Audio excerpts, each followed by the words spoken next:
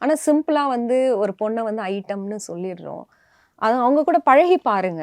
அவங்க பிஹேவியர் ஒரு 4 பேர் சேர்ந்து சொல்றாங்களா, "ஏய் இந்த பொண்ண நானே பார்த்துருக்கேன். இது நெறைய பசங்களோட சுத்தும்." இப்படி இப்படின்னு நீங்க பார்த்துட்டு சொன்னீங்கன்னா பரவால்ல. நாங்க ஒரு ரீச் ஆகணுங்கிறதுனால Instagramல போடுற ஒரு ரீல் வச்சு தயவு செய்து எங்கள தப்பா பேச வேண்டாம். என்னன்னு இல்ல, எல்லா பெண்களையும் தப்பா பேச வேண்டாம். ஏன்னா, நீங்க ஒரு இன்ஸ்டால அவங்க அப்படி போட்டது மட்டும் தான் தெரியும். பின்னாடி அவங்க எவ்வளோ ஃபீல் பண்றாங்கங்கிறது தெரியாது. நம்ம கேரக்டர ஒரு நிமிஷத்துல சொல்றாங்களேன்னு.